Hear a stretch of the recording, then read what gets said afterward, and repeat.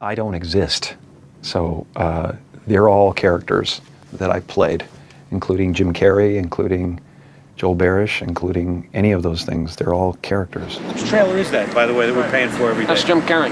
Jim never comes to work. He's done very, very little work on this project, and yet he will get a lot of the glory. People talk about depression all the time. The difference between depression and sadness is just, from happenstance, whatever happened or didn't happen for you, grief or whatever it is. And depression is your body saying, fuck you, I don't want to be this character anymore. I don't want to hold up this avatar that you've created in the world. It's too much for me. So a friend of mine who's a spiritual teacher has a really good take. His name is Jeff Foster, and his take on it is that they should change depressed as deep rest.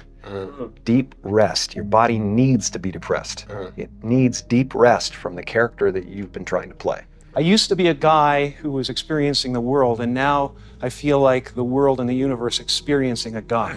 But yeah, no, I've done this a few times now, and it's using a decoy. It sounds so ridiculous, but it works like a double. It's fantastic. Like a Jim Carrey double. A Jim Carrey double. Oh yeah, that's amazing. So what I do is I send him off in one direction, sucks all the press in that direction, and I can just have my day. And whatever you want to do. Wherever I want, totally unmolested. It's fantastic.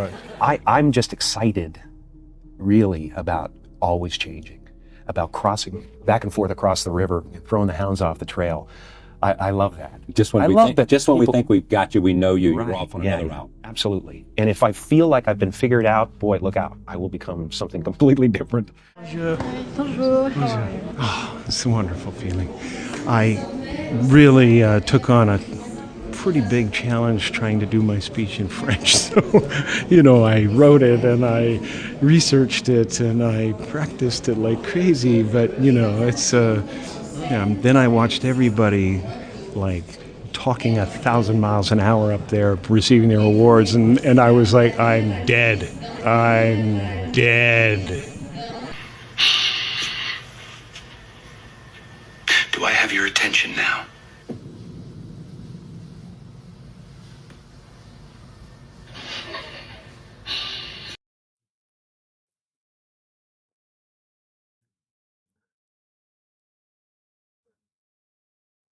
Alrighty then, sobers. How much do you know about Andy Kaufman? Andy Kaufman is definitely one of the most legendary comedic entertainers that ever lived. He thrived on having his performances utterly confuse and alienate the audience, to the point where they were so confused that it was funny. Tell me about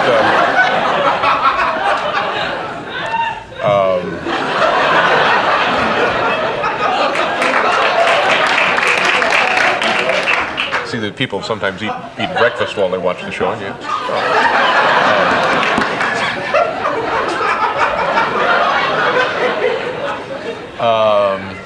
Now, Saturday Night Live discovered me. I'd rather if you don't laugh, because I'm not trying to be funny right now.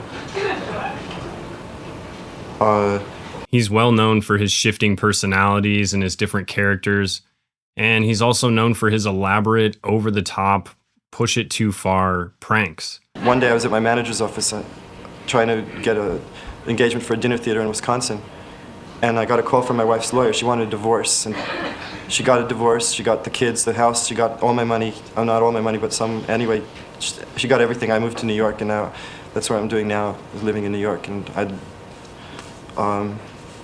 I don't really have anything.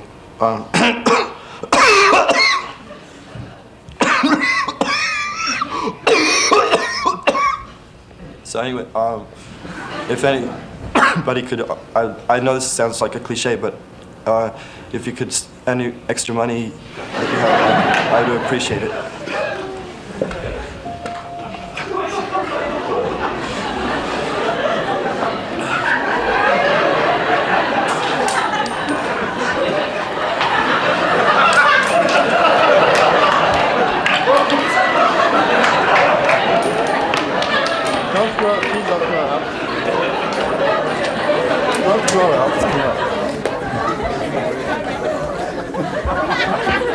Thank you. very much. Please, you have to please come with me. Sorry, we have to go. We can't do this here, so we have to go.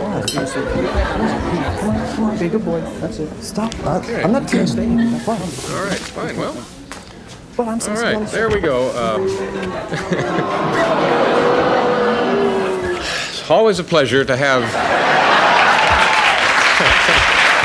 Always a pleasure to have the young talent on the show. In fact, he even started a fake feud with Jerry the King Lawler, a WWF wrestler he just happened to start this massive fake feud with. They would engage with each other on live TV all the time, ultimately ending in Jerry Lawler doing this. All I want is an apology. Even you asked me last time I was on your show if I was going to have a That's lawsuit, right, and I yeah. could have sued you. I could have sued you for everything you're worth. Well- and I didn't, because I'm not that kind of a guy. Yeah. You know what? What kind of a guy are you? You're not the kind of guy you're. I'll just be over here. We're going to as far as I'm pause here for concerned, you know, station identification and get the hoses out here.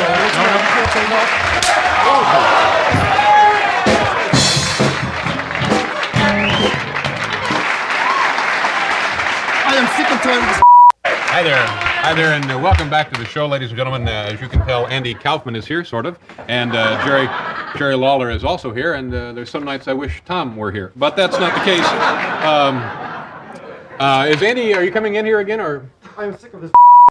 You're my friend. I will sue you for everything you have. I will sue your. You're a. As far as I'm concerned, you hear me? I will get you for this. I am sorry to use those words on television. I apologize to all my fans. I'm sorry. But you're a.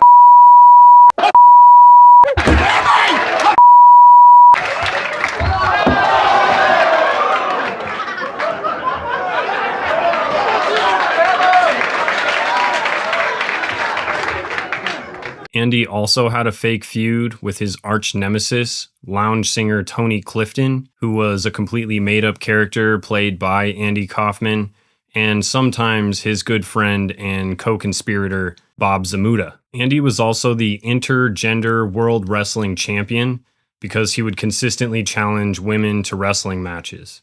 You know what, Mr. Lawler? I've heard all these things you've been saying about me on television. You want to wrestle me? You want to wrestle me, Memphis style? All right, fine. I'm not afraid of you, Mr. Lawler, because let me tell you something. It's true, I only wrestle women, but I've wrestled women that are a lot bigger and stronger than you. Matter of fact, they're probably smarter than you because you don't have any brains. You're from Memphis, Tennessee. All you do is plow the fields and farm and the farm and is that how you talk in Memphis, Tennessee, Mr. Lawler? Boo. See, Mr. Lawler, you don't have any brains. I'm from Hollywood. I have the brains. That's how I win my matches. I say the bigger they come, the harder they fall. You might be twice as big as me, but I've wrestled women that are twice as big as me, and I've mopped the floor with them. And that's what I'm going to do with you, Mr. Lawler. You challenged me to a wrestling match. I think you bit off a little more than you can chew. I'm going to wipe the floor with you, Mr. Lawler. I'll give you a little sample. This is what's going to happen when you and I wrestle each other in Memphis. Come here. What's your name? Susan, How tall are you, Susan? 6 foot, And how much do you weigh? 327. 327 pounds. That's a lot more than you weigh, Lawler. Okay? Watch this. Let's go.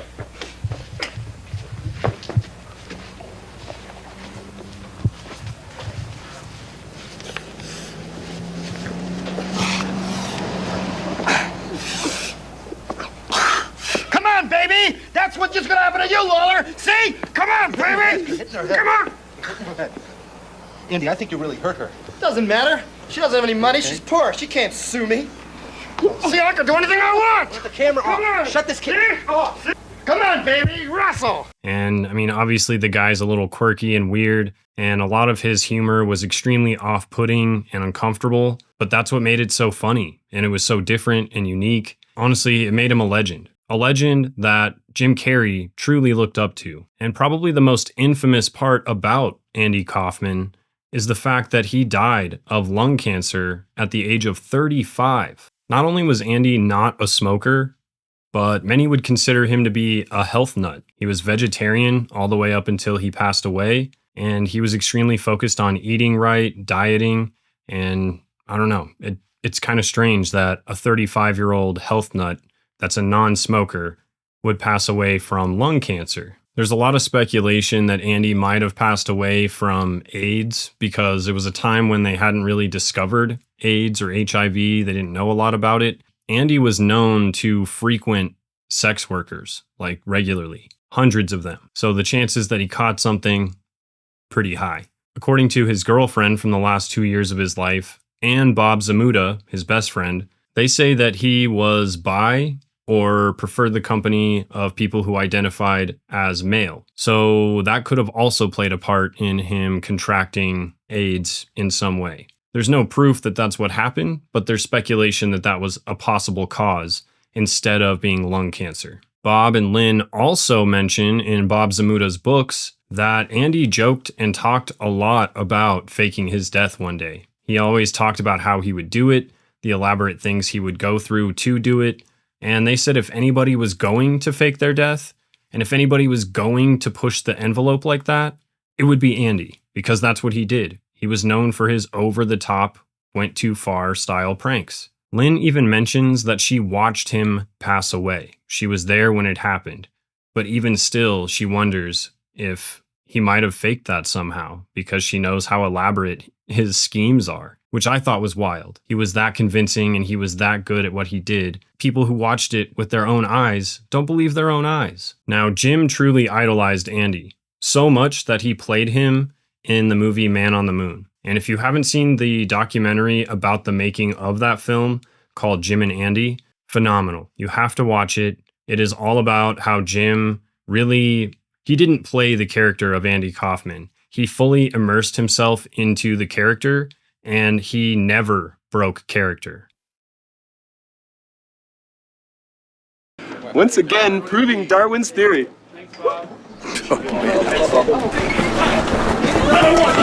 Anytime I want to. Man, you realize that? Anytime I want to. If it escalates till somebody gets a broken nose, it escalates till somebody gets a broken nose. I think that Andy had trouble early on, which is very, very hard. Jim had trouble later on, threw him for a loop, and he got angry. And he used that to express himself. He's afraid that if he gets healthy, he won't have creativity sometimes. Jim? Yeah. Jim really identified himself in Andy. They're very similar people. They have very similar personalities. Their humor style is even very similar. And you can see a lot of Andy's comedy in Jim's comedy, 100%.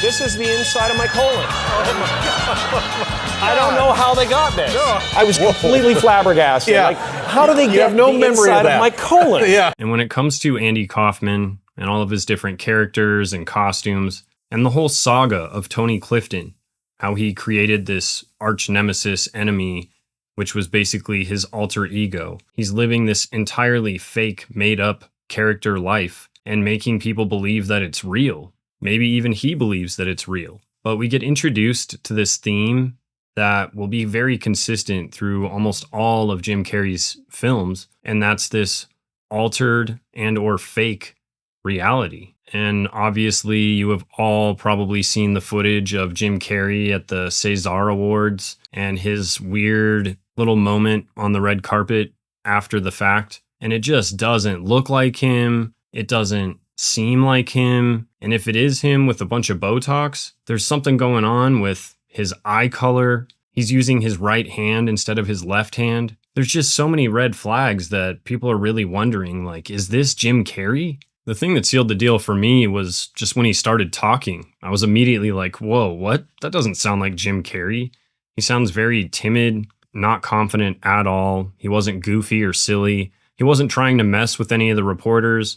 He wasn't getting deep and philosophical like he normally does. He was just, I don't know, filled with excitement and joy and seemed just like over the moon excited to the point where he was just like glowing in gratitude, which could still be very much Jim Carrey because he's a very grateful person, but it just did not feel right. You know, really brilliant evening. Oh my gosh. Benjamin Laverne was off the hook. I mean, I can't believe he committed to doing all that. I was really, is this about someone else? My favorite funny face is the one I'm wearing right now. Thank you so much, Jim. And if we consider that this whole theme of fictitious realities is intentional on Jim Carrey's part, then it makes you wonder if all of this stuff going on with Jim Carrey now is just another way for him to display how we're all living in a fictitious reality. Let's go.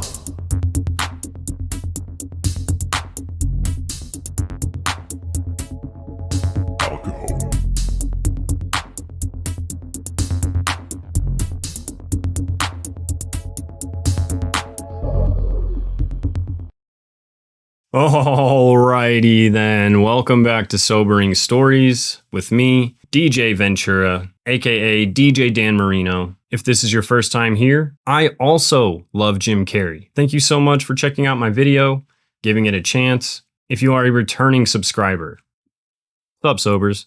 It's not every day that you get to talk about one of your childhood heroes, someone who consistently reminds you of your own father figure, someone who had an instrumental effect on your childhood. Someone like Jim Carrey. I've literally seen so many of his movies, and they're all good. Like, literally all of them are good. And I haven't really done this in a while, so I figured I gotta dress up. It's what Jim would have done. We don't have any real business items this week. I'm still waiting on a sobering story to come through so I can share someone's story of how they got sober. But yeah, until then, I did want to shout out my little brother real quick as a sponsor, I guess. He is instrumental to the channel. He does everything for free, slave labor. He does everything from DJ with me on our live streams. He joins me and Kim on our live streams there. He's a moderator. He is just a manager on my account. He allowed me to post when my Google account got hacked. He is just the man. But the best thing he does for me, and well, it's his job, is he takes all of my thumbnail photos. So it gives me high quality images I can put into the thumbnails, make them funny, make them fun, put my face on there. And I'm just amazingly grateful for that because, I don't know, that's a huge service that I don't have to pay for. And it's a huge support of the channel. So if you guys wanted to go support him, he's trying to get over 4,000 followers on Instagram. His name is @HossPhotography, which is the name of his business. And if you're in the Denver, Colorado area and you need an amazing photographer, hit the guy up. But thank you, DJ Hoss Photography, for everything, really. I just appreciate you, bro. Thanks for supporting the channel. Now, before we get started, you guys, go ahead and help me out in pushing this video out as far as we can, reaching as many new possible subscribers as we can, and hit that like button if you like Jim Carrey. And if you are liking what we're doing so far, please hit that subscribe button. I'm trying to hit 100,000 subscribers before the end of the year, and that is all reliant on you guys. But let's get down to business, shall we? James Eugene Carrey was born on January 17th, 1962 in Newmarket, Ontario. He grew up in a pretty normal middle-class family, and he was the youngest of 4 siblings. Jim's mom, Kathleen, was a homemaker, and in her 30s, she actually developed some back issues, and she was prescribed painkillers, which unfortunately she became extremely dependent on, so much so that it led to kidney failure, which would eventually take her life in the 80s. Jim often talks about fond memories of his father, Percy. He talks about how he was the funniest guy that he ever knew, always trying to make people laugh and smile. He said that he was a complete crazy man, just always doing crazy stuff to get a laugh. And he said his dad was an amazing saxophonist as well. But he set his musical career aside, playing in this band, so that he could take the safe route and provide for his family. And that's when he took up an accounting job. And this accounting job seemed to go really well for a really long time. But then when he was 51 years old, the firm closed and he ended up getting fired. He was a fantastic saxophone player. And before I was born, he had an orchestra in Toronto. We had a family to take care of, so he became an accountant. As time wore on, it wore him down and he got a little bit bitter, especially when he lost his job when he was 51. When you compromise and you fail, it hurts even more than failing at what you love. So that was an example for me. This would leave the family in extreme financial turmoil. They were basically just finishing up using what he had from his salary, and then they would start moving around, jumping from place to place. Ultimately, they'd end up living in their van, which Jim says that he didn't even realize anything was wrong, just kind of felt like camping since they were from Canada. But a lot of people don't know this, but But when I was about 14 or 15, my father lost his job, and I actually became homeless for quite some time. Of course, I grew up in Canada, so I thought we had just gone camping, you know. But, I learned that you can fail at what you don't love, so you might as well do what you love. One thing that really stood out to Jim through all of this was his dad's ability to not let it faze him. He still smiled, he still laughed and joked with everybody, trying to distract them from the situation, really, make them feel better about what was going on. And one thing that Jim consistently says in interviews over and over, in fact, he even says it in that red carpet interview after the César Awards. My dad was the type of person that if you met him for 5 minutes, you felt like you knew him for 50 years. Because he's the kind of guy that, like, when you meet him, you just connect and you feel like you've known him for 50 years after 5 minutes. He is definitely very fond of his dad, and he has nothing but good things to say about him. Obviously showing you that he was a huge, huge impact in Jim's life. Jim attributes his love for comedy entirely to his dad, but he really perfected the art of comedy, his impressions and impersonations, by trying to make his mom laugh. Because she struggled with a pain pill addiction and she was constantly bedridden, he would come home and sometimes she was just completely zoned out. He would try and snap her out of it by just making funny faces, falling down, just doing whatever he could to get her to smile. And this is really where things started to build for him in terms of his comedy career.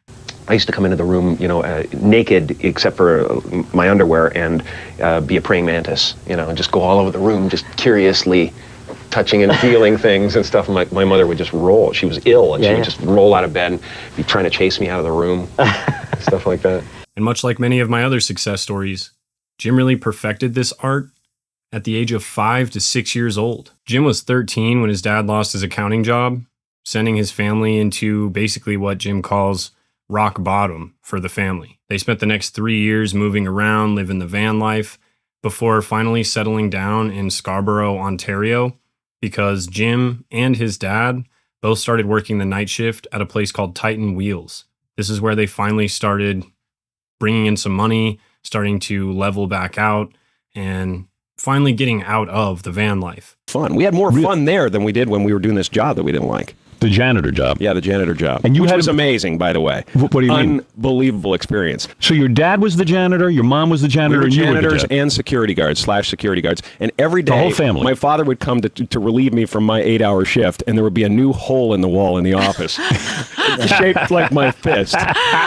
And I'd have some trumped up excuse. The buffer, it flew out of my hand. But you would punch the walls. You were so angry. Yeah, man. Yeah, and how old basically. were you? I was 15. Wow. Jim felt like he really needed to contribute and work full time. So at 16 years old, he dropped out of high school and decided that he was just going to work the night shift. And then he started doing open mics, practicing his stand-up. When Jim was 15, his dad took him to his very first open mic night at a place in Toronto called Yuck Yucks, and it did not go that well. Wearing his polyester suit, doing his impressions and impersonations, the crowd heckled him and met him with pretty awkward silence. This made him feel like he had failed, and he kind of gave up on the comedy thing for a little while. But when he was 17, his dad started encouraging him and pushing him and saying, no, you're not going to get stuck just working at this factory and taking the easy way out. I think that you're destined for something greater. And he encouraged him to get back out and start doing the open mic nights again. And this is where Jim really started perfecting his craft. So much that he started getting paid gigs, and he was headlining shows at Yuck Yucks. He had an extremely unique style. He had amazing timing. His impressions and his impersonations were spot on. And he also threw in some like vulgar, clever little one-liner things afterwards to really tie things together. He was truly a unique act. You couldn't find anyone else just like Jim, and people knew him as the silly putty face guy because his face was just so malleable. He could pretty much do any impersonation. It's pretty wild, actually. Clint Eastwood.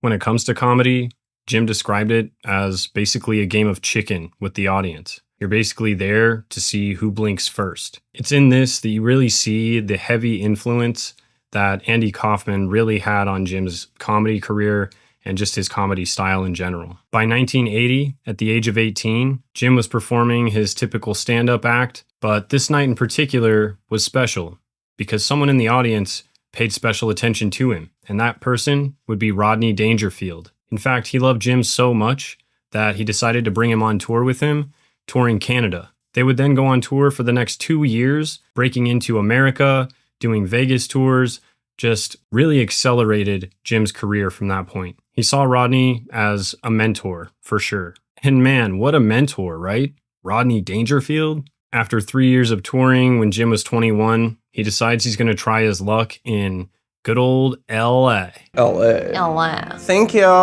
LA. He spent the next year sleeping on couches, bombing auditions, struggling pretty hard.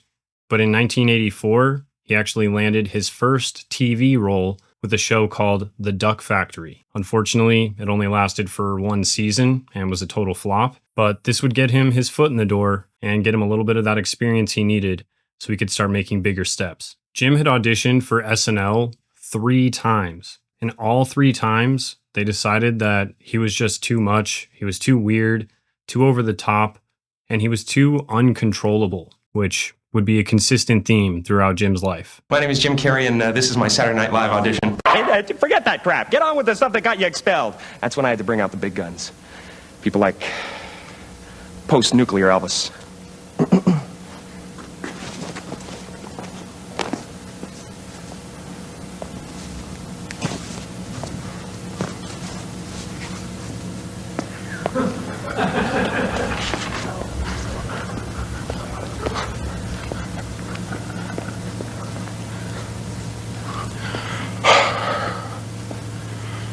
I said one for the money.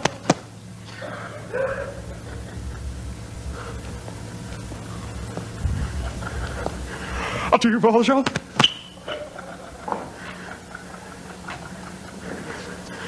A 3 to get ready. Now go, okay, go, now don't you step on my blue suede shoes. You can do anything but lay off of them blue suede shoes.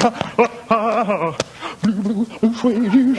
Blue suede shoes, baby. Blue suede shoes, honey. Blue suede shoes. You can do anything but lay off of them blue suede shoes. Right there.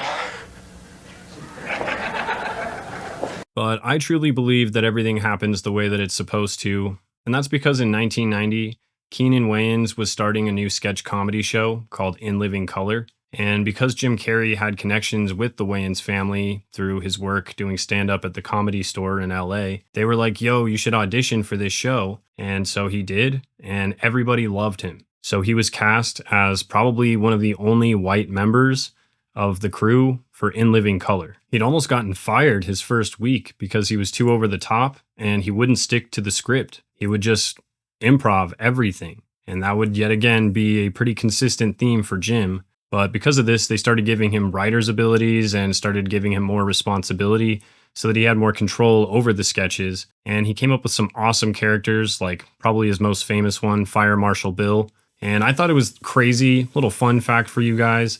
Jim Carrey was not wearing any makeup to do the Fire Marshal Bill skit. He would just make his face look super deformed like that. And he says in this interview that I watched that he could only do it for like a minute or a minute and a half at a time because his mouth would dry out and his muscles would get all tight and like sore. And he would have to like let go of the face for a minute before he could do it again, which I thought was crazy because I thought for sure he had some sort of makeup on or whatever to make him look like a burn victim. A lot of people think it's makeup that I was doing that character with, and yeah, there were makeup enhancements, but it's basically.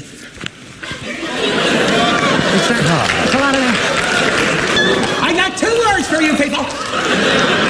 Fire retardant.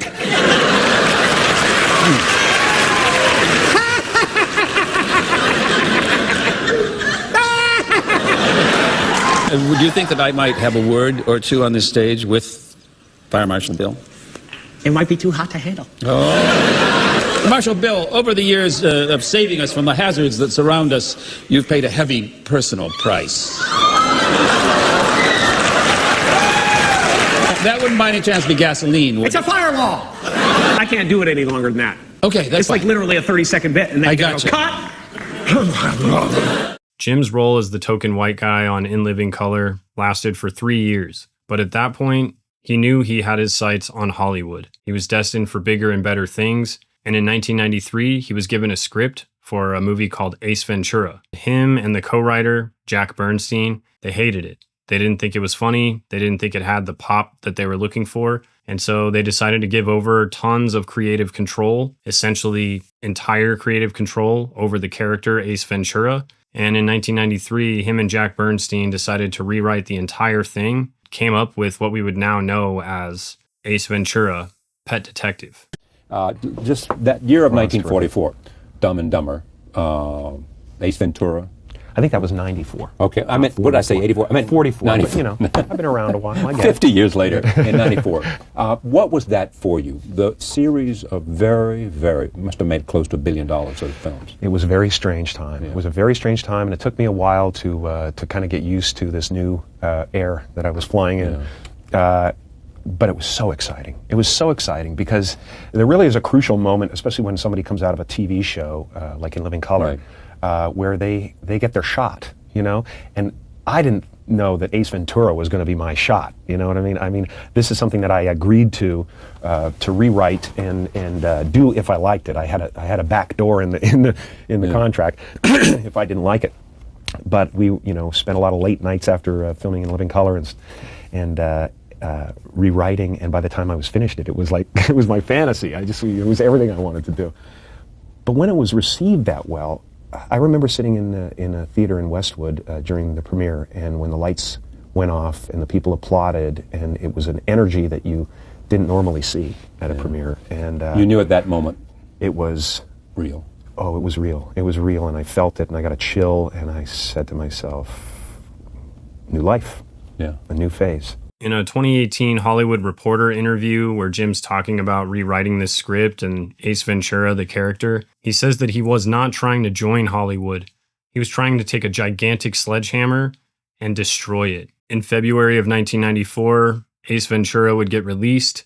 It was a box office sensation, destroying their original number expectations for sales.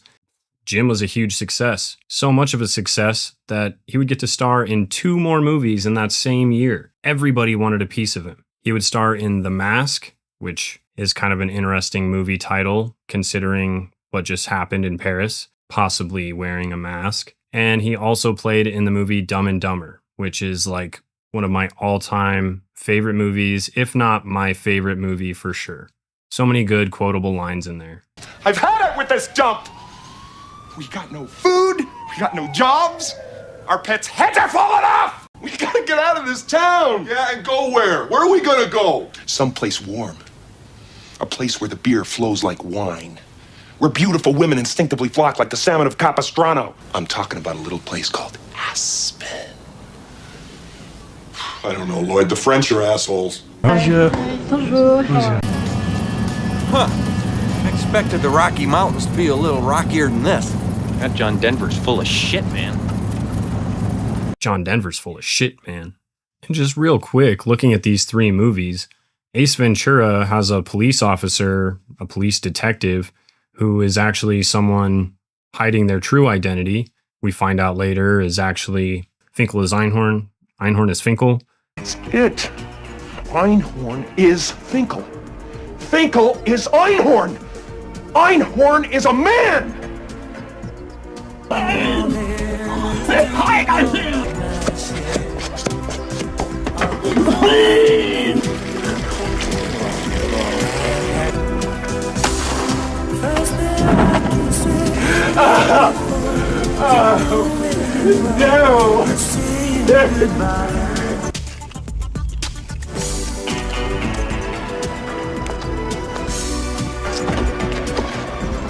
Gun is digging into my head.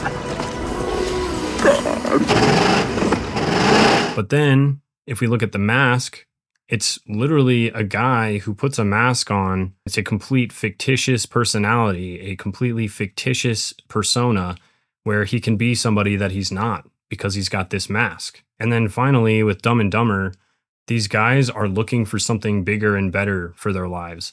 They feel like, I don't know, they're living in this dump. Our pets' heads are falling off! And they're looking for something better, something out there. So still just this whole like fictitious identity theme from the start. Even going back to his stand-up days, his stand-up is all improv, impressions, impersonations. So he's constantly being somebody else, constantly wearing a mask. But Jim Carrey became an overnight sensation. After 1994, Jim was like the biggest comedian actor throughout the rest of the 90s. He was then given a deal for the movie The Cable Guy. It was a $20 million deal. Now, actors like Tom Hanks and Mel Gibson and big names like that were bringing in $20 million to $50 million checks per movie.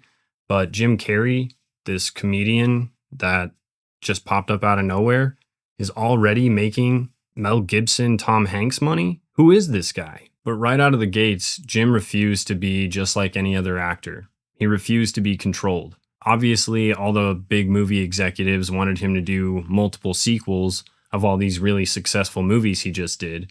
But the only sequel he would ever do is Ace Ventura 2, When Nature Calls. And he said he hated it. It felt like he was having to live up to a character or play a character as opposed to be a character. And I can totally understand that. It's like trying to live up to the hype, and how many sequels do we know of that are not as good as the original? The only other sequel that he did participate in was Dumb and Dumber 2, all the way in 2014. Proof that the sequels typically flop, because Dumb and Dumber 2 was not that great. In 1997, Jim came out with a movie called Liar Liar, which is one of my all-time favorites for sure. I don't know why, but it's just always resonated with me since I was a kid. Maybe because I grew up with divorced parents. I'm not really sure, but that movie has just always hit hard for me. But if you really think about the premise of the movie, it's a lawyer who has continued to let his kid down time and time again, and his kid makes a birthday wish that his dad can't lie for 24 hours, which creates hilariously comical situations for Jim to be in. But it's also him living this life that isn't typically him. It's him living this fake reality where he feels like he has to lie to get by. And then everything changes when he has to actually be his true self and say what the truth is. But in 1998, that's when Jim decided to make a pretty hardcore career pivot. He didn't want to be known as just a comedy actor anymore. He started taking his chances with doing some more serious roles. And his first big role, The Truman Show. The Truman Show is probably one of Jim's best movies, in my opinion, but critics loved it too. It was super highly rated. The premise of the movie is this guy who's like an insurance salesman. He's living his life, everything feels normal, until he starts to realize that things seem a little too normal, like almost scripted. And then he starts to realize that he is the star of this show called The Truman Show, where everyone in the world watches him live his life like normal. He lives in this giant dome, and his world is limited to that dome. It's such a wild concept of a movie. Amazing if you haven't seen it. But yet again, living a completely fictitious life, completely made up, completely designed and created for him to live in. And he has no idea what exists beyond that dome, beyond that wall. Definitely interesting if you're a flat earther, thinking that he was living in a dome. And it's also kind of interesting thinking that The Truman Show basically created his personality. So at the end of the movie, he's starting to question, who am I? Am I even who I think I am? Because my whole life has been scripted and basically made for me. So like, who am I? And it's fairly interesting that Jim Carrey himself as a human seems to go through the very same existential crisis that Truman was going through. Because Jim Carrey starts becoming extraordinarily philosophical. He just has such an interesting existential perspective on life after this film. In 1999, that's when Jim lobbied extremely hard for the role of Andy Kaufman in the movie Man on the Moon. And this is the point where Jim completely loses his identity as Jim Carrey. And it's through this whole experience of him fully immersing himself in the character of Andy Kaufman to the point where he says that Andy told him, step back. Sit down. I'll be doing my movie. What happened afterwards was out of my control. And he says that he was really like filled with the spirit of Andy, to the point where Andy really did make that movie. He was there through Jim. At the end of all of this, Jim is really questioning, who am I? Who is Jim Carrey? Jim Carrey is just another character, just another role that I play. Is Jim Carrey even a real person? Or is he just another made-up character? Jim can act like me all he wants. He never will be me, no matter how much he tries. I had a bottle of wine with him the other night. He's gone all freaking negative. He's afraid he might not be recognized for the almighty powerful creativity force he is. One of the most impactful quotes and moments from that documentary, Jim and Andy, is when Jim's actually talking about the process of becoming Andy Kaufman forced him to leave behind the character Jim Carrey. And after he was finished playing this role of Andy Kaufman, playing Tony Clifton, he felt like he no longer had Jim Carrey to fall back on. Once I left Andy and I tried to figure out what the hell I am again, I just didn't want to go back and be Andy anymore. I couldn't remember what I was about. I didn't know who I was anymore when the movie was over. He didn't know who he was. In fact, he started going by Jim Carrey in quotes because Jim Carrey was just the guy on the poster, wasn't actually a real person. It's just another character. I don't exist. So they're all characters that I've played, including Jim Carrey, including Joel Barish, including any of those things. They're all characters. Jim Carrey was a less intentional character, right, because I thought I was just building something that people would like, but it was a character. I played the guy that was free from concern so that people who watched me would be free from concern. And this whole concept of playing a prank on people through messing with your identity was really amplified with the whole Tony Clifton thing. Andy and Bob were messing with people by being one person, trading off who was actually playing the character. Everybody assumed that Tony Clifton was always Andy. They didn't even realize that Bob was dressing up in this costume sometimes. So it really brings the whole idea of identity into question for Jim. He also says in this documentary that he feels like this whole experience, especially with him acting the way he did, never breaking character, it really made everybody on that set question their own identity. One of the absolute best examples of this is when Jim Carrey decides to mess with Hugh Hefner. So essentially, Hugh invites him as this new massive star to a party at the Playboy Mansion, which is apparently like an honor. You know what I mean? Jim responds and says, actually, I'm really sorry. Jim Carrey can't attend, but Tony Clifton actually is going to be attending the party instead. And so Hugh Hefner just assumes like, okay, he's doing this movie. He's just messing with me. He's going to show up as the character Tony Clifton. So what Jim does is he sends Bob Zamuda in the Tony Clifton costume. He ends up forcing his way in essentially by, playing the Tony Clifton character. Hugh Hefner comes up and eventually feels like he's joking with Jim Carrey. They don't realize that this is Bob Zamuda. And after about 2 hours, Jim Carrey, eerily enough, makes a point to say that he was eating a burger and having a chocolate shake at In-N-Out Burger. While I was at In-N-Out Burger, having burgers and chocolate milkshakes,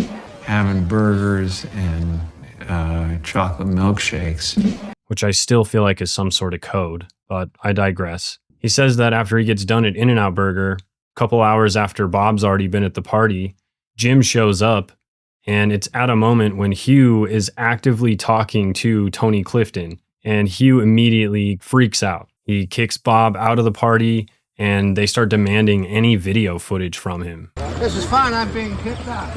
I need to take your camera, please. I am being kicked out. Which I think is kind of weird. Not really that weird, considering what we talked about in my Anna Nicole Smith video and my Marilyn Monroe video. Hugh Hefner was kind of like a little mini Epstein, if you will. And this might mean something, might mean nothing, but it probably means something. Courtney Love plays Andy Kaufman's girlfriend, Lynn, in the movie with Jim Carrey. And with Jim Carrey going buck wild with this whole Andy Kaufman role and Courtney Love being Courtney Love, they just go wild on the set. It's almost like a dangerous pair. But it certainly makes you wonder if Courtney Love may have had some sort of role in all of this. with everything that we've learned about Courtney Love over the course of the last year, really. Check out my Who Hurt Kurt video if you want to know more. But that's not the only time that body doubles come up in terms of Jim Carrey. In fact, in this interview with David Letterman, he specifically mentions that he has a body double to fool the paparazzi. And he says, if you see somebody down at Starbucks that looks like me, it's actually not me. It's this guy, Dolph, and he's got amazing abs. And then he brings the guy out even, shows him off. He says that this dude has gotten laid multiple times for playing the role of Jim Carrey. So a lot of times when you see the rag magazines and you see me at Starbucks in Malibu, it's Dolph. It's him, yeah. That's right. Are you paying him enough? Because I pay him a lot, yeah. and he gets laid a lot, I think, because of it. Really? Wait, you're telling me that guy has actually had sex? And I mean, if Jim Carrey's just a character, anybody could play him, right? Now, Jim's performance in Man on the Moon was phenomenal. And his impression / impersonation / channeling of Andy Kaufman is spot on. He even looks just like him in the movie. It's crazy. So you would expect that for such an amazingly serious and well done role, Jim would at least get nominated for an Oscar, especially after following The Truman Show. He's now established himself as not just a comedian, not just a comic actor.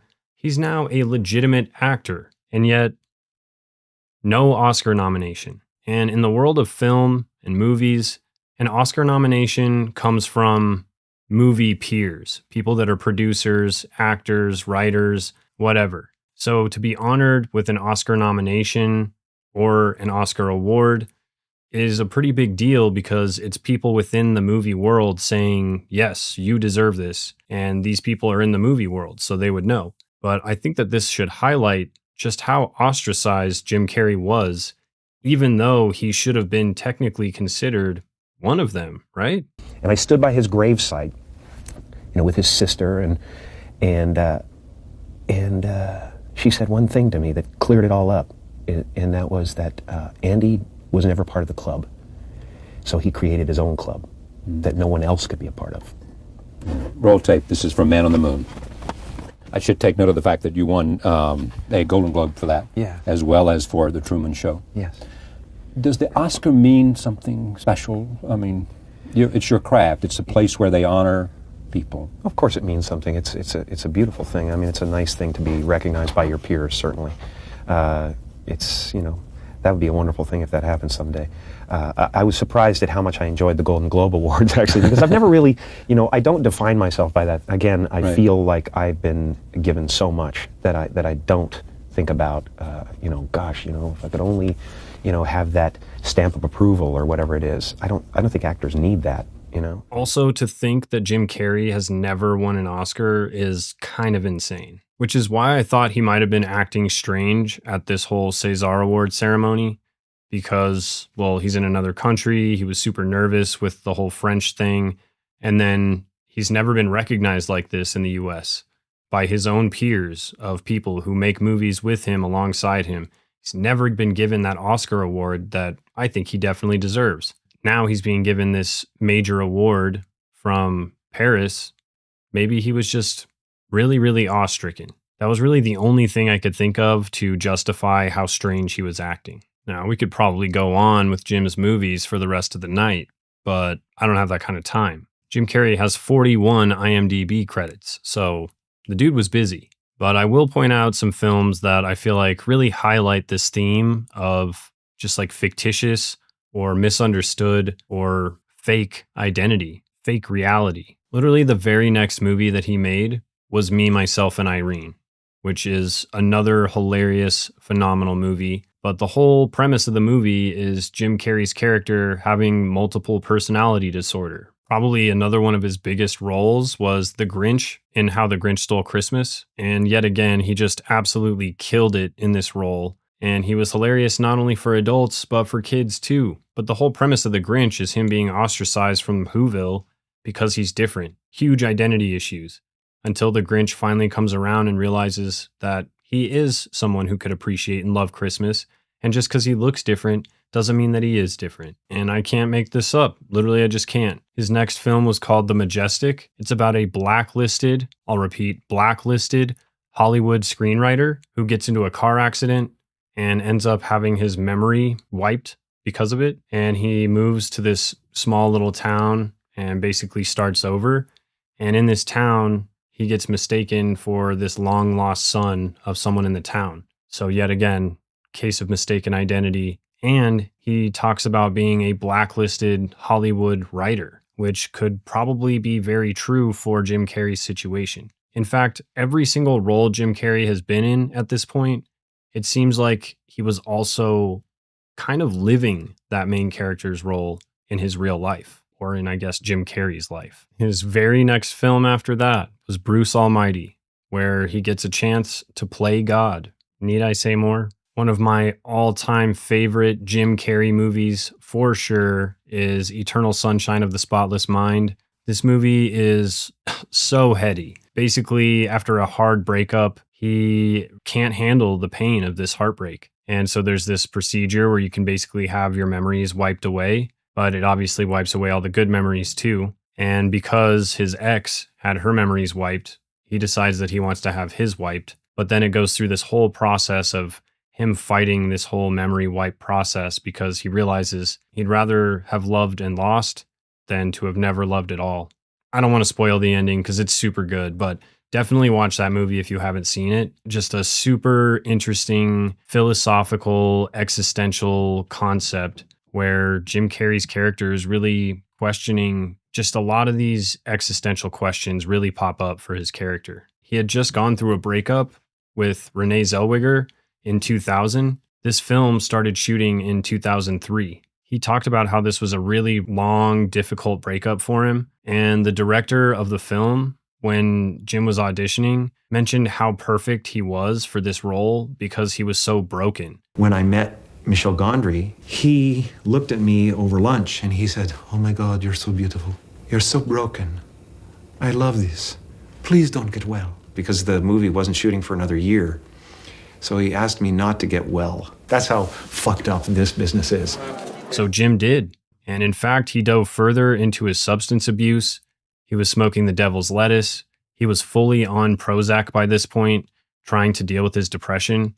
And he was messing around, sniffing coffee tables, taking psychedelic trips. I wouldn't say off the rails, but he was certainly using these things to mask some of the pain that he was feeling. Probably one of the scariest, darkest movies that Jim Carrey did, The Number 23. And you wouldn't expect for him to have killed that role as much as he did, but that movie is so good, so trippy. But it's all about him seeing these patterns of the number 23 over and over and over, to where he starts to think that he's picking up on some sort of murder or some sort of crime that happened. I don't yet again want to spoil the ending, but this number 23, seeing these patterns, eventually continued to drive him nuts. And it kind of relates to what's going on in the world today. Because as I'm diving into these conspiracies now, I have to wonder, are these being pushed out to further convolute and confuse people? More disinformation to keep us busy looking at whether Jim Carrey's a clone or not really worrying about us bombing Iran per se. I don't know, just as an example. It almost made me wonder if these are just planned psychological operations to keep us occupied, especially after realizing that Epstein and Ghislaine might have had something to do with the politically incorrect board of 4chan. Just crazy, you guys. So just something to keep in mind as we go forward. Who knows what's really going on anymore? And it's kind of the same thing for the movie The Number 23. He chases these patterns to the point where he basically goes insane. We've got Yes Man, where a guy challenges himself to say yes to everything for a day because he typically says no. So yet again, changing your identity, questioning your identity, whether what I'm doing is right or should I do something differently.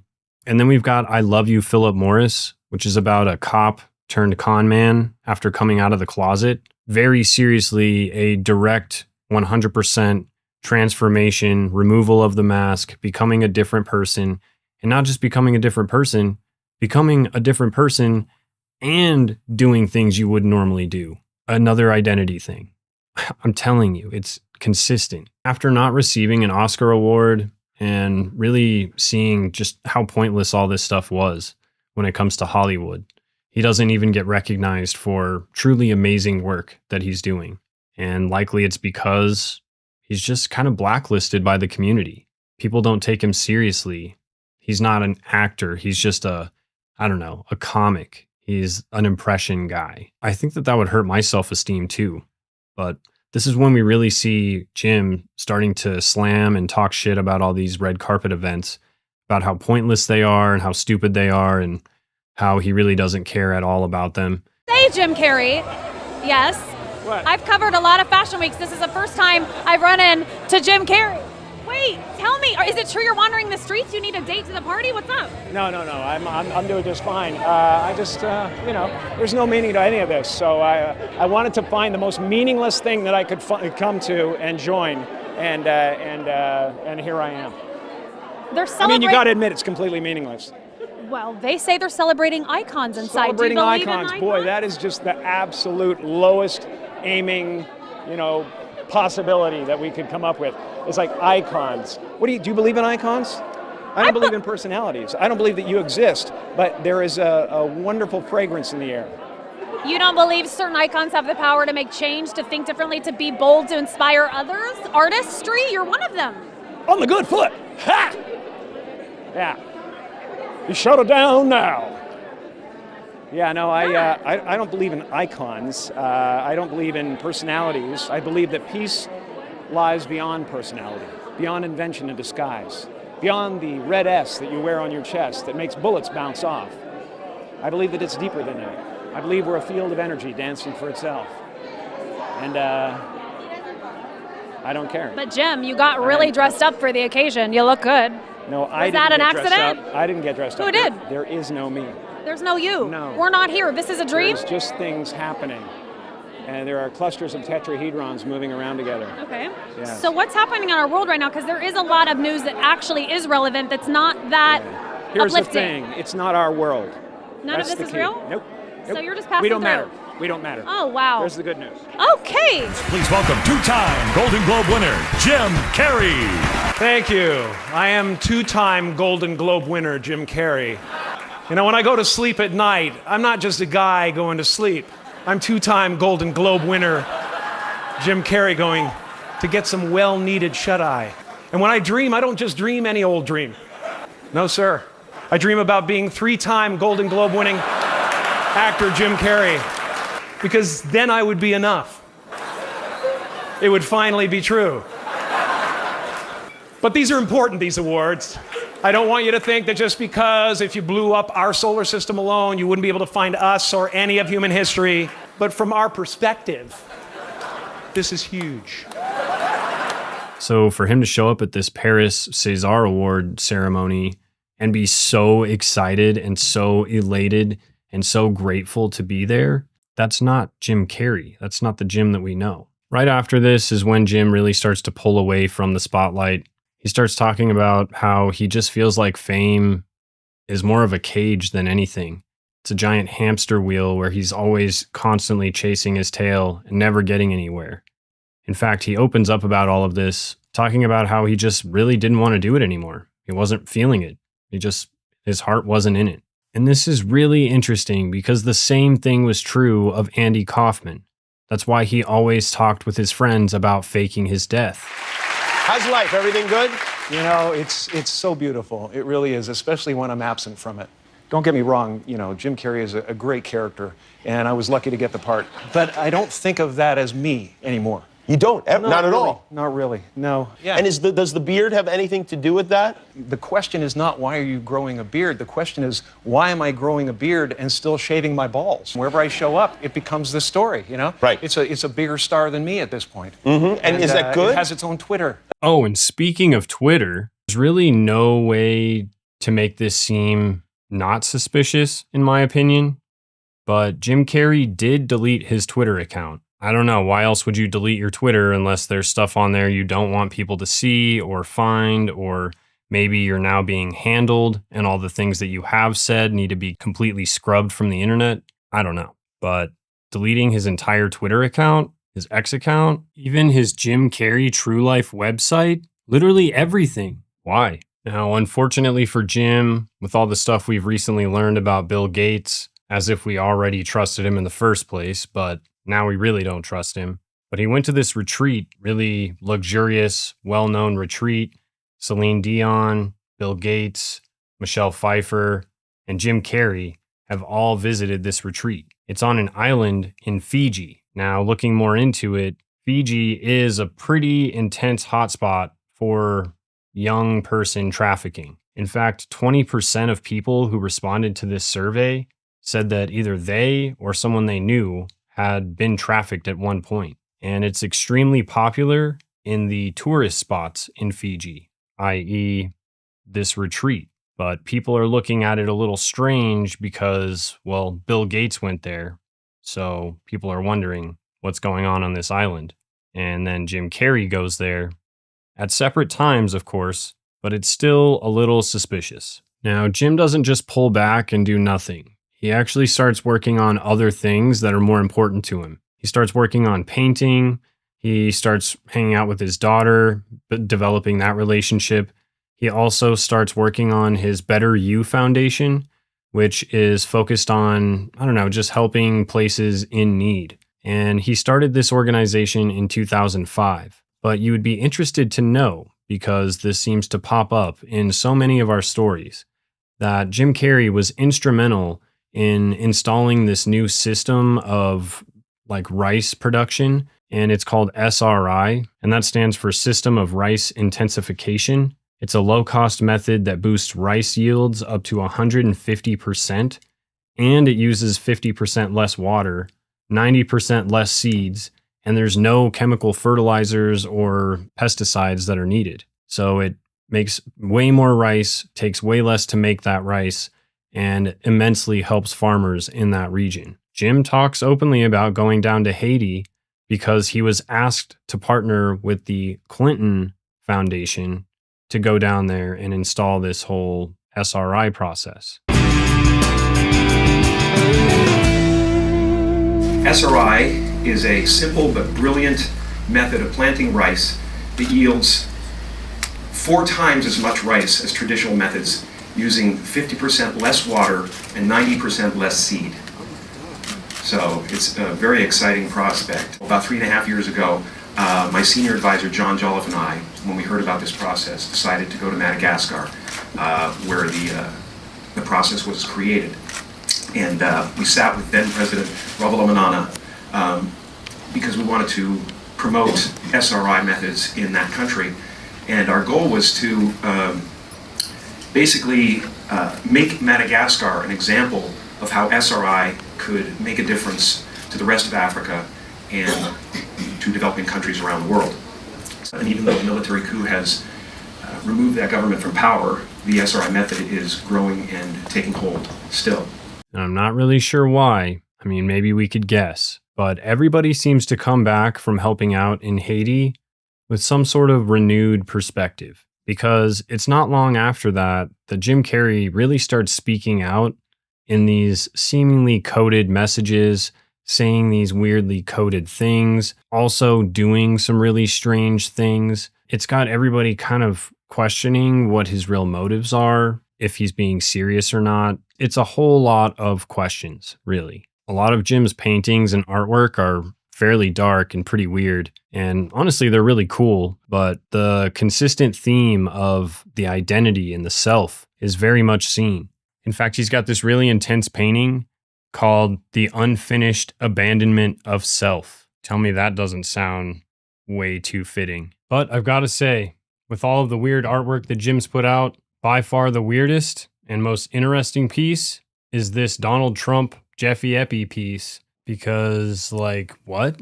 What's he trying to say? What does he know? This was all well before the Epstein files. I would say one of the weirdest, most cryptic things that Jim Carrey did after this whole Haiti experience was he posted this love video to Emma Stone on his personal Jim Carrey True Life website, which is now defunct, and you can't really see the video on that website, although luckily it's been saved on YouTube. This video is so weird. He basically confesses his love for Emma Stone. It's just really off-putting knowing that he's 49 and she's 24 or something, 20 years difference, and he's confessing his love to her. This is a message for Emma Stone. Emma, I just wanted to let you know that I think you're all the way beautiful. Not just pretty, but, you know, smart and kind-hearted. And if I were a lot younger, I would marry you. And we would have chubby little freckle-faced kids. We'd laugh all day long, and go camping and play Yahtzee and tell ghost stories by the fire. And the sex.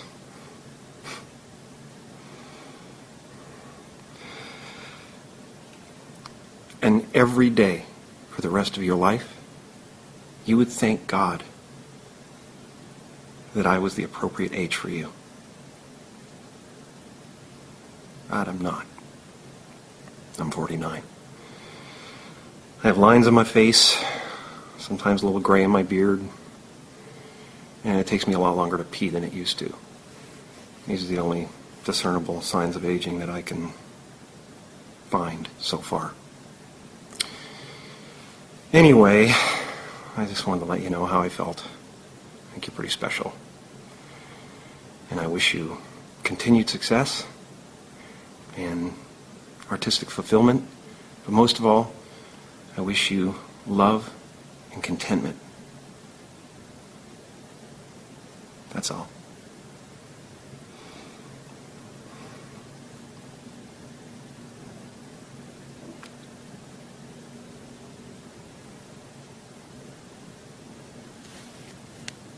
Now, his PR team comes out and says that he was just joking, it's just a comedy routine, which is what they would say if it's Jim Carrey doing something weird. They'd say, oh, he's just being funny. Jim Carrey then comes out with a tweet saying, yes, it was a comedy routine, and the funniest part about it is that I was being entirely serious. So that makes everybody wonder even more, like, what the heck is going on here? Even Emma Stone feels a little uncomfortable. She doesn't do anything about it. She says that she's flattered, and she's not really sure how to feel about it, but definitely strange. In my research, some of the best ideas or theories I've read about seem to say that basically Jim was trying to expose Hollywood and how that type of relationship and interaction from one older male star to another younger female star is entirely acceptable and normal and commonplace when it comes to Hollywood elites. And he was kind of calling it out by doing that, almost satirically making fun of it. I could see it that way for sure. You know, Jim is definitely a satirical guy, and he's kind of in this dark period of his life, and likely might have something to do with what he saw or experienced in Haiti. I don't know. Around this same time frame, Jim uploads another video called Blading NYC with my favorite ex-girlfriend. And apparently this ex-girlfriend that he's rollerblading around with, her name is Bettina Holte. She's a Danish model and designer. Two of them dated briefly around 2003, and at the time she was 23 when he was 41. So definitely a pretty good age gap there, just highlighting the fact that Jim is seemingly into younger girls. And that's not even mentioning the fact that Jim also in 1997 at the MTV Movie Awards went up on stage after being given his award from Alicia Silverstone and straight up makes out with her on stage. Now, at this time, he is, 36 years old, and she is 19 years old. So, another peculiar situation. And this Jim Carrey True Life website pretty much went dark in 2017, which is interesting if you think about it. Now, something that popped up when all this Jim Carrey stuff started going on was this video of Isaac Cappy that I have definitely seen a while ago, but totally forgot about. But he's talking about how Jim Carrey called him up on the phone and was begging for his help. He said that he's worried about the brackets, meaning like the brackets and jackets videos where he's calling out people for being PDFs. He's telling him like, yo, there's nothing I can do to help you, Jim. And he's talking about how mad he was because he's been lying to everybody. And a lot of the things that Cappy has said have come true. So it really makes you wonder if this 5.5-hour Jim Carrey conversation where Jim Carrey is begging for Q's help and might have possibly done something that he regrets, on top of the consistent theme of young girls he's dated, It definitely raises questions.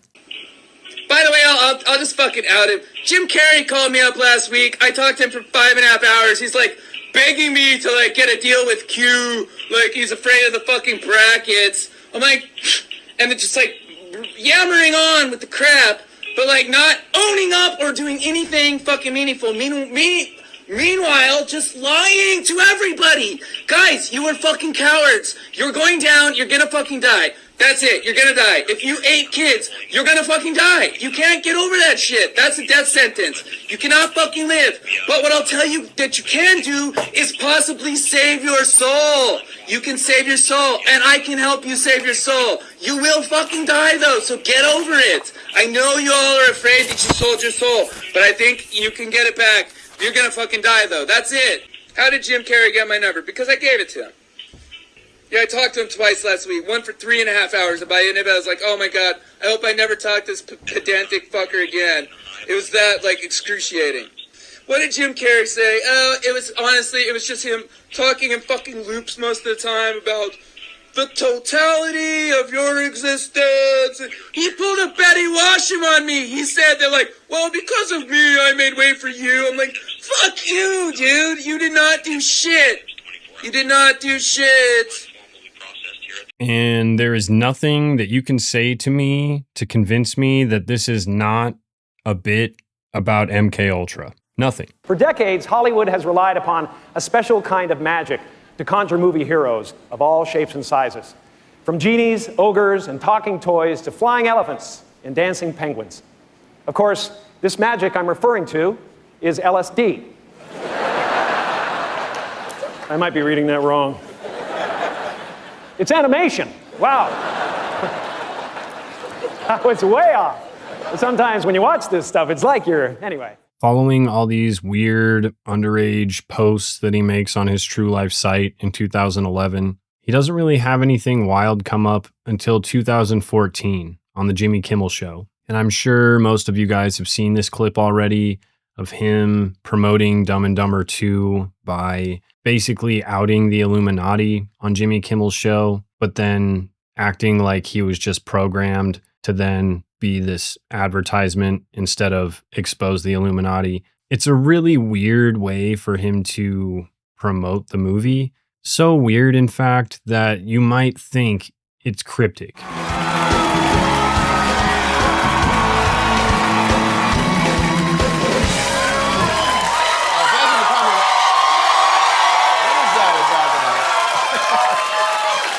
Is that a gang sign? Have you, Oh, like you don't know what it is. You don't know what that is. I have no idea. You don't know. Jimmy Fallon doesn't know. David Letterman doesn't know. We don't know. All the comics and show business don't know what this is. Right? Yeah. What is it? Come on, Jimmy. Seriously, the time is up. People are hip to this kind of stuff. I'm here tonight to blow the lid off it, to be the whistleblower. I'm sick and tired of the secrets and the lies. It is the secret symbol of the Illuminati, and you're a part of it, and it is the all-mocking tongue. Oh, I like it. It's the symbol of the all-mocking tongue. And I'm sick of it. I want everybody to be in on the joke, man. You know what I mean? For years now, talk show hosts, people on television, people in sitcoms have been hired by the government to throw you off the track, to distract you, to make you laugh and stuff like that, make you happy and docile so you don't know what's really going on. You know? And they get out there in the woods in a circle naked and they decide these things and, you know, and... You know, look at him trying to come it out. It's hilarious. And, you know, and I'm sick of, hold on a second. You know what they're trying to do? Who? This thing is buzzing. Hold on. They're trying to turn us into, you know, consumer drones of some sort. Hold on, I just got to get this. And, yeah. Yeah, listen, I'm in the middle of blowing the lid off some...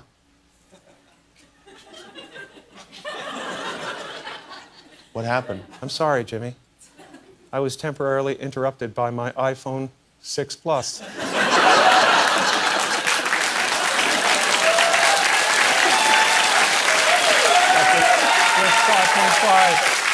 That's the big one, huh? 5.5 heads-up HD display. I think what I was really trying to say was I think people really enjoyed Dumb and Dumber this weekend. And that is what I thought you were about to say. They should all go to the theater. They should all go to the theater tomorrow and see it. Because we could use a good laugh. Ha, ha, ha, ha, ha.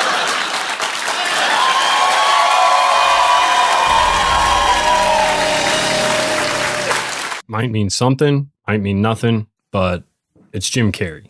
Also in 2014, Jim made a guest appearance on Saturday Night Live for a Halloween episode, and he dressed up for the opening act as Helvis, which appears to be a fusion of Elvis and Baphomet, a satanic goat. And there's even articles posted about how Jim Carrey was getting slandered for promoting the Illuminati and promoting Satanism on SNL. So there's a consistent theme of him doing these weird Illuminati exposés in these really subtle ways. Dr. Seuss. As we move into July of 2015, Jim is dating a young lady named Catriona White. She's 30 years old, while Jim is 53 years old. So still a consistent theme here. What happens is really strange. In 2015, Jim starts being very outspoken about safer vaccines. He starts calling out the governor of California. His name's Jerry Brown, saying that he's a corporate fascist because he's injecting these kids with poisons. And so it seems like the very same people who boosted Jim up, he has now turned on them and is now speaking out against them in a big way. What happened after 1989? It's twice as many as anywhere else in 30 countries in the Western world. But we give twice as many shots as any of those countries. Why is that? If it's vaccination and you're not against vaccination, well, what are you against? Don't vaccinate for this, but vaccinate for that? Yes. I think we have to choose which ones are know absolutely which necessary. one? You should educate yourself. We want to empower parents to educate themselves. Do we need to have the chickenpox? Do we need the hepatitis B shot on the second day of life? I don't think we can afford to assume that the people who are charged with our public health any longer have our best interests at heart all the time. Parents have to make their own decisions. Why would a doctor not want to know more about something that could save a life or prevent a disease? I don't understand. The AAP is financed by the drug companies. Medical schools are financed by the drug companies. This is a huge business. Vaccines are the largest growing division of the pharmaceutical industry. $13 billion. They control medical schools. What we're asking is for them to take a loss for the good of our children. That's a tough sell in a boardroom. He even leads these Green Our Vaccines marches with his ex-girlfriend and huge anti-vax supporter, Jenny McCarthy. And he makes tons of online posts saying how the CDC and the AAP are financed by drug companies, and basically just talking tons of trash online about vaccines and our government and the healthcare system. And wouldn't you know it, in 2015, Catriona White, the very same young lady that Jim Carrey was dating, passes away from a substance overdose. The craziest part about it is that most of the prescriptions that she was taking were in this pseudonym Arthur King or Art King, which just happens to be one of Jim Carrey's pseudonyms that he uses to fill prescriptions. So immediately blame gets placed on him. And at the same time, he's being labeled a conspiracy nut by people who are saying that he's speaking out about the vaccines and sounds like a crazy conspiracy guy. So all of this stuff hits him all at once. And he's also being hit with tons of lawsuits by the family of Catriona White because they say that Jim's responsible for what happened to her. There's even a note that she leaves behind blaming Jim for everything, saying that she loved him so much and him basically breaking up with her destroyed her. That's kind of wild. The timing, right? During the lawsuits against Jim, they actually find another note where she blames Jim for exposing her to the coffee table powder, sex workers, STDs, mental abuse, just tons of things that doesn't really sound like the Jim Carrey we know. She even says that she was promised Jekyll, but she got Hyde. And Jim Carrey even mentions the whole Jekyll and Hyde idea when talking about his role playing Stanley Ipkiss in The Mask. He said it was very much like a Jekyll and Hyde story. And just like that, in 2015, Jim Carrey, goes dark. Nobody really hears from him, sees him. He's not doing any movies. He's not really doing anything. He's painting, reclusing, spending time with his grandson. He just had a grandson in 2015. Kind of interesting. He starts speaking out about all this stuff, seems to have switched teams, finally starts saying the things he wants to say, and suddenly he's quieted. And we don't hear anything negative from Jim Carrey when COVID happens. Someone who was so outspoken about vaccines, and yet vaccines during COVID and all of the controversy surrounding that, and Jim Carrey's got nothing to say. Kind of peculiar. One of the other super random videos on Jim Carrey's True Life website was this one called Out to Lunch. And he's hanging out with these two guys and he's just acting super crazy, asking them if he's being too crazy. And one of the guys says something that I felt like was just really weird. Instead of saying like, yeah, you're crazy, we need to get you committed to a psych ward, he says, yep, we better start filling out your power of attorney, meaning they're going to like put him into a conservatorship and like make him seem crazy and take his rights away and take him, basically control him. I just thought it was weird phrasing, you know? Maybe it means something, maybe it means nothing, but I don't like it. Christian? Yes. Christian, we've just met. Yes. We've really, literally only been together at this this breakfast table or lunch table for minutes. So far, what is your opinion of my stability? Your stability? Or lack of thereof. Well, judging by the things I've seen you do in the past on screens, you seem pretty stable. So your experience of me so far has been a positive one? I would say so. You don't feel in danger of any kind? No, not at all. No. Maybe only to yourself? Yeah, exactly. All right. David, it's my friend David. He knows me pretty well. We've been hanging out for quite a while. Give me your honest opinion of my mental health. You can take the camera. Just say whatever you feel. Oh man, this is going to take a little while. Major problems. One Flew Over the Cuckoo's Nest Part 2, Part 3, Part 4. Yeah, really concerned. Lots of phone calls to my friends talking about you, trying to figure things out. But you'll be fine eventually. It'll take some time. Don't listen to him. It'll take some time. Don't listen to him. This is what's happening. You see. So now you've heard from everyone at my lunch table. And all I need now is a final judgment. Each one of you. Jim Carrey, sane or insane? Sane, just like me. I think relatively sane. Right now. I think your living power of attorney has just kicked in. I don't know what that meant, but I don't think it's good. Yeah, try and tell me he wasn't just trying to get his sanity on tape with witnesses. And then this cryptic little tidbit here, yeah, this is a wild little video, you guys. Sounds like he might have started getting handled in 2015, pretty seriously. Which is why 11 years later, him coming out to accept this César Award and acting the way he did and looking the way he did, it's got everybody wondering, yo, what the hell, Jim? Is that even you? And a lot of you guys might know that I've covered the Chris Cornell story, which is a crazy story, and I'm not buying the mainstream narrative at all. You should definitely watch that video if you haven't. Probably one of my better ones. Interestingly enough, Jim Carrey was asked to induct Soundgarden into the Rock and Roll Hall of Fame. Now, this was fairly recently. This was in November of 2025, literally just a few months ago. And look at Jim Carrey here. Although I will say it definitely looks like there's a mask slip right here on Jim's neck. Doesn't that look like the mask is slipping up? And then look at Jim Carrey at the César Awards. What is happening? Also, Jim Carrey is inducting Soundgarden and Chris Cornell into the Rock and Roll Hall of Fame. Coincidence? Possibly. Suspicious? Definitely. Especially considering they both spent time down in Haiti working with the Clinton Foundation. Might mean something, might mean nothing, but the Clintons involved. And some of the evidence that you guys have likely already seen is pretty convincing. I mean, first of all, his face is definitely looking like he got plastic surgery. Okay, cool.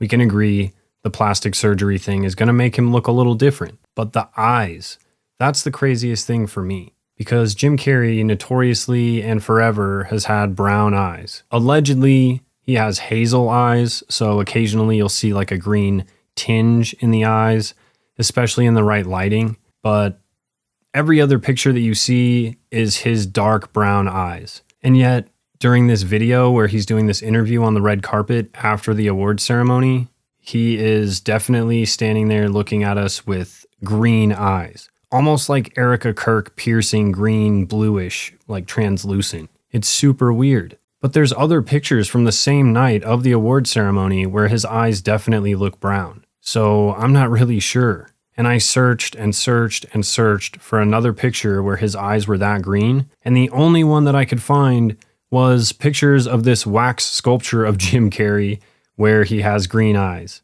But besides that, his eyes never show up as green, ever. And the other thing that Kim actually pointed out to me is this Botox job is everywhere except for his eyes. Like, his eyes are so wrinkly, it looks like they did not do a very good job. And then if you look close enough, it almost looks like you can see the mask. You can see underneath the mask where the eyes are. Super strange, right? And like I said, at the Soundgarden induction ceremony, that was only a few months prior to this, he looks completely different. And he looks like he has about half his body weight at this point. So that's definitely weird. But also weird is the fact that he's signing autographs after the show with his right hand. And Jim Carrey is left-handed. So what gives? And like I mentioned before, the biggest cue for me was the fact that he just did not sound or act or have the aura or the presence of Jim Carrey anymore. He seemed like either someone acting like Jim Carrey or a hollow shell of Jim Carrey. I'm not really sure. I really don't know what to make of it. And of course, that "I'm dead" comment, I don't know. I don't feel like it was necessary. It does feel a little cryptic for him to have said that. It was like, I'm dead. It was like, I'm dead. My favorite funny face is the one I'm wearing right now. I don't want to believe it though. Please don't let it be true. But then we've got this Alexis Stone guy coming out saying that he was the one that dressed up like Jim Carrey because he's a drag queen / makeup specialist, and just posts this random picture of a silicone mask. Just happens to perfectly have the Eiffel Tower in the background in that window. Right, doesn't look AI at all. Okay, Alexis, if that was really you, make a cool video of you dolling yourself back up into Jim Carrey, like yesterday. Or even just a still picture of you and then a picture of you as Jim Carrey. Boom, easy proof. But we haven't seen that, so I'm calling BS on the Alexis Stone stuff. Also, everybody keeps saying that Jim Carrey was cloned. The clone theory only makes sense if they had the foresight to clone Jim like 30 years prior. It just doesn't work like that. The most sensical option for us right here is to think that Jim Carrey started getting way too out of line. He already was uncontrollable, and then they realized that he was starting to flip on the system and starting to say things that he probably shouldn't say, maybe exposing secrets that he probably shouldn't expose. So they started handling him pretty seriously. And maybe instead of being replaced or killed off, they just don't let him do public events anymore. They don't let him be seen. He can't be heard.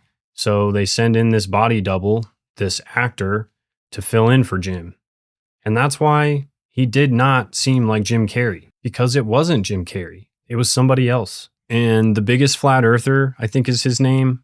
He has the best video. He always does the face comparisons, but he does Walter Goggins, I think is his name, from Fallout. And man, I was like, whoa, that actually could be true. Their faces, their mannerisms, their walk, everything is so similar. But with Jim's consistent theme of identity issues, constantly questioning who he is, his hatred of fame and being in the spotlight and being expected to be somebody that maybe he didn't want to be anymore. Maybe he was done playing the Jim Carrey role. Maybe he wanted to move on to a new role. But the world would never let that happen. And neither would the industry, because that's not what is profitable. So if he's not going to conform, they'll make their own version of Jim that will conform. They could also very easily just kill him off, or they could threaten his family. He's got a brand new grandson as of 2015. Just so happens to be the same year that he kind of disappeared. And yet again, this might mean something, might mean nothing, but I thought it was really interesting that in the Epstein files, using my good buddy Webb, thank you Ian Carroll and the Webb crew, there is mentions of Epstein purchasing body double materials. Basically seems like stuff that they use to create body doubles. You know, kind of like the one they used to get Epstein's body out of the prison. They had one go in a white van, one go in a black van, kind of like that. If you guys have any insights as to what body double means in this context, let me know. But I also just want to know what you guys think about the whole Jim Carrey thing. Do you think it was a body double? Do you think it's possible he was actually cloned? Or do you think that was just Jim Carrey and unfortunately he fell victim to the same thing that most celebrities do, a botched Botox job? Drop it in the comments. Really appreciate you sitting, chilling, hanging out with me this long. Please like the video on the way out if you liked it. Make sure you subscribe to the channel and hit that notification bell so you don't miss any videos or any posts that I make. Check back in on Monday for me and Kim to go live talking about spirit cooking. And I'll leave some videos at the end of this one if you just can't get enough sobering stories. But I look forward to doing this again with you guys next week for another one. But until then, sleep safe, stay awake, stay sober. Laces out, Dan. Take care now. Bye-bye then. Let's go.